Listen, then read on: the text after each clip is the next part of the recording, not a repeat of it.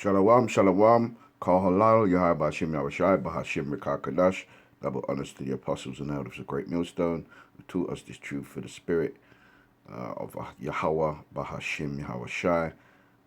Salutation to the Akim, pushing this truth. And this is just a quick hit. It's New York Times. It's regarding Xi Jinping, China's president. It says here, marketing parties continue. Xi warns that China will not be bullied.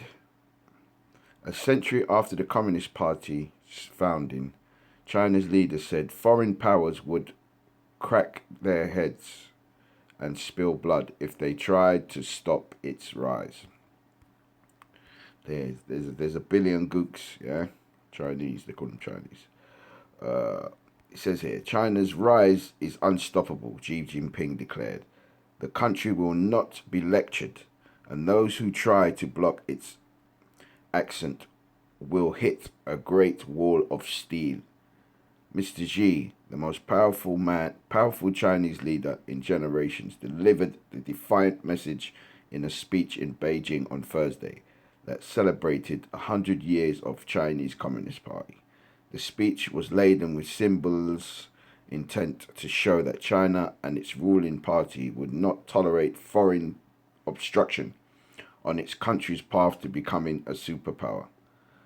The event's pageantry symbolized a powerful nation firmly yet comfortably in control.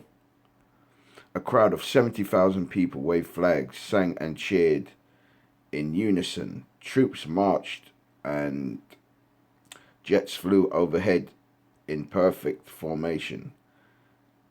And each time Mr. Xi made a pugnanimous comment, the crowd applauded and roared approval. At times, Mr. Xi's strident words seemed aimed as much at Washington and as at the hundreds of millions of Chinese who watched on their televisions. The biggest applause from the hand-packed COVID-screened audience on Tiananmen Square came when he declared that China wouldn't be pushed around. How did they know they was hand-picked? And how did they know they was screened? This is all things they throw in, yeah? They throw that in there to try and discredit, yeah? The Chinese people will never allow foreign forces to bully, oppress, or enslave us, he said, clad in Mao suit. However, nurses' delusions of doing that will crack their heads and spill blood on the great wall of steel built from the flesh and blood of 1.4 billion Chinese people.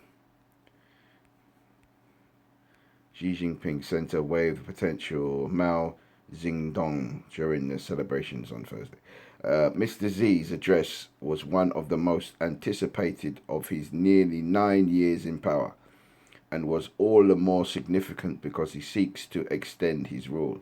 The celebration was Mr. Xi's chance to cement a place, at least implicitly, on the dais of era-defining Chinese leaders above all, Mao Zedong and Deng Xiaoping.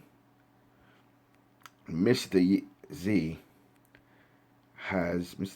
has sought to portray himself as the transformative leader guiding China into a new era of global strength and rejuvenation, one-party rule.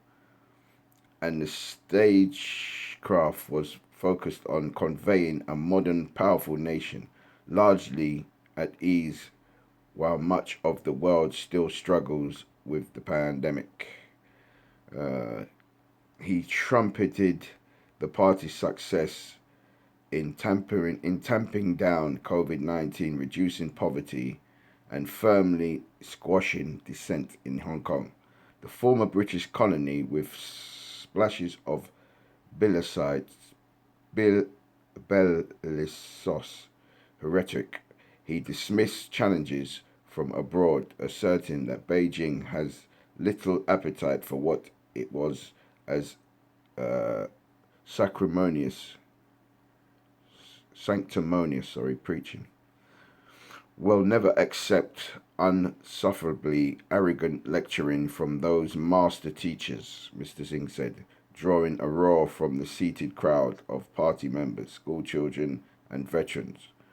Rumbles of dissent thunder punctuated Mr. Z's remarks, and dozens of large red Chinese flags hoisted around the square flapped noisily in the wind.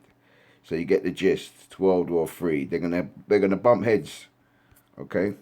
Because America ain't playing second fiddle to no one. You know how proud the Bible says that the Edomites are proud, and Esau runs America, runs Europe, NATO, yeah. The so-called white man they call them, but they're the Edomites. So that's just a quick hit. We're heading rapidly and speedily. Like the Lord said, I'm going to make a speedy riddance of them. So he's going to speedily send them into World War III. Okay, I'm going to say Kahalawi Habashim Yawshai Bashim Kakadash, double honors to the apostles and elders, a great millstone, and salutation to the Akim pushing this word in truth and sincerity. I'm going to say Kwam Yasharala, Awa Ababa Bo, destruction, not only to Babylon, to these heathens as well, because they're all going into captivity, not just Whitey, not just the Edomites, the Caucasians, they're all going into slavery because they all have put their hands on Yasharallah, on the Israelites. So I'm going to say Shalom to the next time.